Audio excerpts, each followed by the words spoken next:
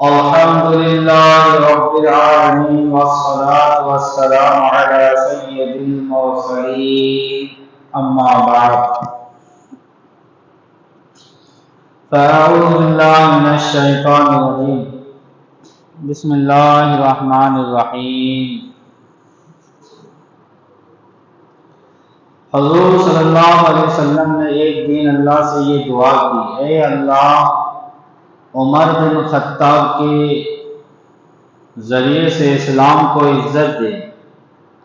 حضور صلی اللہ علیہ وسلم کی دعا ہو اور پھر قبول نہ ہو، چنانچہ ادھر تو یہ دعا ہوئی اور ادھر حضرت عمر رضی اللہ عنہ حضور صلی اللہ علیہ وسلم کو قتل کر دینے کے ارادے سے گھر سے نکلے۔ راستے میں آپ کو ایک شخص نے مل کر پوچھا کہ عمر تم کہاں جاتے ہو؟ کہا محمد صلی اللہ تعالی علیہ وسلم کو قتل کرنے۔ اس نے کہا بھلا اگر تم نے ایسا کیا تو بنی ہاشم سے کس طرح امن میں رہ سکتے ہو؟ دونوں مسلمان ہو چکے ہیں، دونوں مسلمان ہو چکے ہیں۔ کہا کہ کس طرح تم امن میں رہ سکتے ہو، اور پہلے اپنے گھر کی تو خبر لو۔ عمر تمہاری بہن فاطمہ اور تمہارے بہنوئی سعید بن زید دونوں کے دونوں مسلمان ہو چکے ہیں۔ حضرت عمر رضی اللہ عنہ اس شخص کی یہ گفتگو سن کر غصے میں تھر تھر کانپنے لگے اور بولے اچھا تو میں انہی دونوں کا کام تمام کرتا ہوں۔ یہ کہہ کر آپ اپنی بہن کے گھر آئے اور تھوڑی دیر دیوری میں کھڑے ہو کر اپنی بہن کی آواز کو سنا۔ میرے دروازے کے پاس کھڑے ہو کر اپنی بہن کی آواز کو سنا اور پھر دفعتاً گھر کے اندر چلے گئے اور بہن سے کہنے لگے کہ یہ آواز کیسی تھی جو اس وقت میں نے تم دونوں سے سنی؟ اس وقت حضرت عمر کی بہن کے گھر میں ایک شخص بیٹھے ان کی بہن اور بہنوئی کو سورہ طٰہٰ پڑھا رہے تھے۔ انہوں نے جو ہی حضرت عمر کی آہٹ پائی فوراً مکان کے ایک گوشہ میں چھپ گئے۔ جب حضرت عمر نے غضب کے لہجے میں یہ الفاظ کہے تو آپ کے بہنوئی سعید کہنے لگے عمر بھلا اگر ہم حق پر ہیں تو بھی آپ ہمیں برا سمجھیں گے، اگر ہم حق پر ہیں تو بھی آپ ہمیں برا سمجھیں گے۔ اس پر حضرت عمر کو اور زیادہ غصہ آیا اور آپ نے اپنے بہنوئی کو بڑے زور سے دھکا دیا اور دو چار زور سے گھونسے بھی مار دیے۔ آپ کی بہن فاطمہ اپنے شوہر کی یہ کیفیت دیکھ کر بڑی بے تابی سے اٹھی اور بھائی کو خاوند سے علیحدہ کیا، مگر حضرت عمر نے انہیں بھی مار کر اپنے دل کا خوب غبار نکالا، یہاں تک کہ ان کا چہرہ لہو لہان ہو گیا۔ اب جب یہ دونوں نے کہا کہ جب ہم حق پر ہیں تو بھی آپ غصہ کریں گے، یہ سن کر عمر اور غصے میں آئے اور مارے، یہاں تک کہ بہن بہنوئی دونوں کو خون سے لت پت کر دیا۔ جب حضرت عمر ان دونوں سے علیحدہ ہوئے تو بہن سے کہا لاؤ مجھے وہ صحیفہ تو دکھاؤ، وہ ورق تو دکھاؤ، وہ پیجز تو دکھاؤ جسے تم پڑھ رہی تھی۔ فاطمہ نے کہا بھائی اسے پاک لوگ چھوڑ سکتے ہیں، پہلے آپ پاک ہونے۔ حضرت عمر اٹھے اور بہن کی ہدایت کے مطابق وضو کیا اور وضو کر کے اس صحیفہ کو ہاتھ میں لیا، اس میں لکھا تھا طه ما أنزلنا عليك القرآن لتشقى إلا تذكرة لمن يخشى۔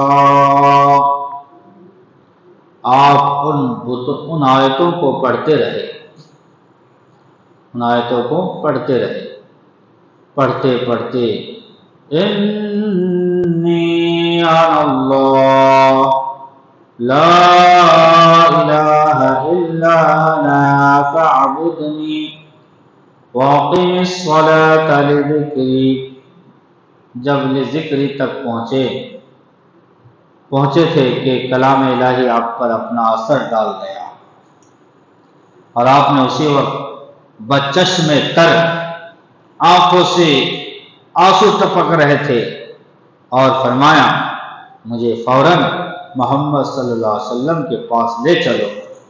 حضرت عمر کی گفتگو سن کر ان صحابی کو جو آپ کے بہن بہنوئی کو تعلیم دے رہے تھے اطمینان ہوا، اور اندر سے نکل کر کہا، پہلے تو چھپے ہوئے تھے، جب عمر رونے لگے اور کہا محمد صلی اللہ علیہ وسلم کے پاس لے چلو، تو وہ شخص باہر آئے، وہ حضرت باہر آئے، نکل کر باہر آئے اور کہا عمر تمہیں بشارت ہو، تمہیں خوشخبری ہو کہ میں نے جناب رسول کریم صلی اللہ تعالی علیہ وسلم کو فرماتے سنا ہے کہ آپ جناب الہی میں یوں دعا کرتے ہیں، یعنی حضور کی بارگاہ میں یوں دعا کرتے ہیں، الہی عمر بن خطاب کے ذریعے سے اسلام کو عزت دے، عمر کے ذریعے سے اسلام کو عزت دے۔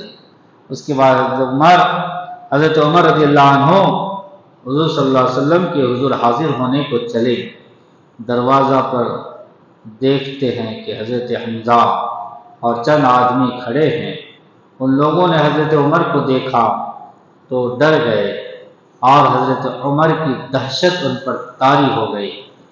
حضرت حمزہ نے کہا خدا تعالی اگر حضرت عمر کے ساتھ بھلائی کرنا چاہتا ہے تو اسے اسلام کی ہدایت کرے گا، اور اگر خدا نے اس کے علاوہ کوئی دوسری بات چاہی ہے تو عمر کو قتل کر ڈالنا ہم پر کوئی مشکل نہیں ہے۔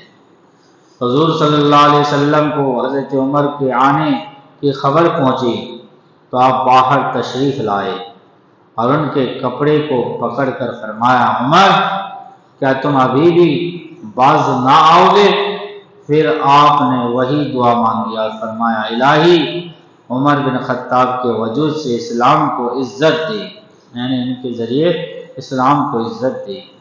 جو ہی حضرت کی زبان سے یہ کلمات نکلے حضرت عمر بے ساختہ پکار اٹھے اشہد ان لا الہ الا اللہ واشہد ان رسول اللہ واشہد انک رسول اللہ۔ حضرت عمر رضی اللہ تعالیٰ عنہ کا اعلان حق سنتے ہی موجودہ مسلمانوں نے ایسے زور سے اللہ اکبر کا نعرہ بلند کیا کہ تمام مسجد والوں نے سن لیا۔ سبب سارے صحابہ کرام علیہم الرضوان بہت بڑی شان اور بڑے رتبے کے مالک ہیں، مگر حضرت عمر رضی اللہ عنہ کی یہ ایک امتیازی شان ہے کہ حضور صلی اللہ علیہ وسلم نے حضرت عمر کو اللہ سے مانگ کر لیا ہے، اللہ سے مانگ کر لیا ہے، اور ظاہر ہے کہ جو چیز خواہش و تمنا سے حاصل کی جائے وہ بڑی عزیز اور محبوب ہوتی ہے۔ پھر جو لوگ حضرت عمر رضی اللہ عنہ کے خلاف ہو وہ گویا مرضی مصطفیٰ کے خلاف ہیں۔ حضور علیہ السلام پر جب حضرت عمر رضی اللہ عنہ ایمان لے آئے اور مسلمان ہو گئے تو اسلام کی شوکت کو چار چاند لگ گئے اور کفر کے گھر صف ماتم بجھ گئے۔ مسلمانوں کی تعداد بھی بہت تھوڑی تھی اور مسلمان اپنے فرائض کی ادائیگی علل اعلان نہ کر سکتے تھے، مگر حضرت عمر رضی اللہ عنہ کے داخل اسلام ہوتے ہی مسلمانوں میں ایک خاص جذبہ پیدا ہو گیا، اور حضرت عمر نے ایک دن حضور صلی اللہ علیہ وسلم سے عرض کیا، یا رسول اللہ، ہم دین حق پر ہیں، ہم دین حق پر ہیں اور کفار باطل پر، تو ہم اپنے دین کو کیوں چھپائیں؟ جب ہم حق پر ہیں تو ہم اپنے دین کو کیوں چھپائیں؟ یا رسول اللہ، مجھے اس ذات کی قسم جس نے آپ کو دین برحق کے ساتھ بھیجا ہے، مجھ سے مجلس کبھی باقی نہیں رہ سکتی، مجھ سے وہ مجلس کبھی باقی نہیں رہ سکتی جس میں کفر کی مدد کے لیے نہ بیٹھا تھا، مگر اسلام کے اظہار و امداد کے لیے ضرور بیٹھوں گا۔ اس کے بعد حضرت عمر رضی اللہ عنہ مجلس نبوی سے باہر نکلے اور خانہ کعبہ کا طواف کیا۔ آپ کعبہ کے ارد گرد گھور رہے تھے اور کلمہ شریف زور زور سے پڑھ رہے تھے۔ مشرکین مکہ یہ سن کر آپ پر جھپٹ پڑے اور سب نے مل کر حملہ کیا۔ حضرت عمر رضی اللہ عنہ نے تنے تنہا سب کا مقابلہ کیا۔ ان میں سے ایک مشرک کو گرا کر اس کے سینے پر چڑھ کر اپنی دونوں انگلیاں اس کی دونوں آنکھوں میں ڈال دی۔ جو ہی وہ شخص چیخا، تمام مشرکین حضرت عمر کے خوف سے بھاگ گئے اور پھر حضرت عمر رضی اللہ عنہ نے علل اعلان ہر مجلس میں آواز حق بلند کی اور کفار کو چیلنج دیا کہ جو شخص نبی برحق اور دین حق کی مخالفت کرے گا، میری تلوار اس کا فیصلہ کرے گی۔ اور پھر حضور صلی اللہ علیہ وسلم سے عرض کیا، یا رسول اللہ، کوئی مجلس باقی نہیں رہی جس میں میں نے اعلان حق نہ کر دیا ہو۔ یہ سن کر حضور صلی اللہ علیہ وسلم بہت خوش ہوئے اور کعبہ کی طرف چلے۔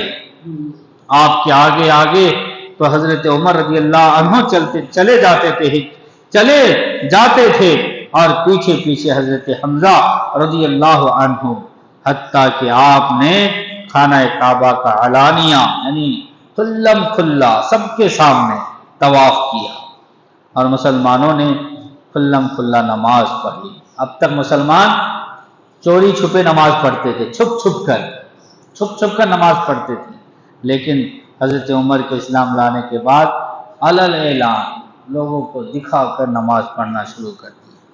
سبق حضرت عمر رضی اللہ عنہ کی ذات گرامی سے اسلام کو غلبہ حاصل ہوا، اور یہ ساری برکتیں حضور ہی کی تھی، مگر ان کا ظہور حضرت عمر کے وجود سے ہوا۔ پھر جسے حضرت عمر سے کوئی شکایت ہے تو اسے گویا غلبہ اسلام ہی کی شکایت ہے۔ حضرت عمر سے اگر کسی کو شکایت ہے تو اسلام کے پھیلنے پر اسے شکایت ہے۔ اللہ تبارک و تعالی ہمیں صحابہ کرام سے، بالخصوص حضرت عمر فاروق سے رضی اللہ تعالی عنہ سے بے پناہ محبت و عقیدت کرنے کی توفیق رفیق عطا فرمائے۔ حضور صلی اللہ علیہ وسلم کی سنت پر عمل کی توفیق رفیق عطا فرمائے۔ یا الہ العالمین، ہماری مغفرت فرما، ہمارے ماں باپ کی، سارے امت مسلمہ کی مغفرت فرما، ہمیں ایمان پر قائم و دائم فرما، ایمان پر خاتمہ نصیب فرما، ہماری روزی میں برکت عطا فرما، کاروبار میں برکت عطا فرما۔ اے مولا، ہمیں تھوڑے رزق پر راضی رہنے اور اس پر صبر کرنے کی توفیق عطا فرما۔ سبحان ربک رب العزت عما یصفون وسلام علی المرسلین والحمد للہ رب العالمین۔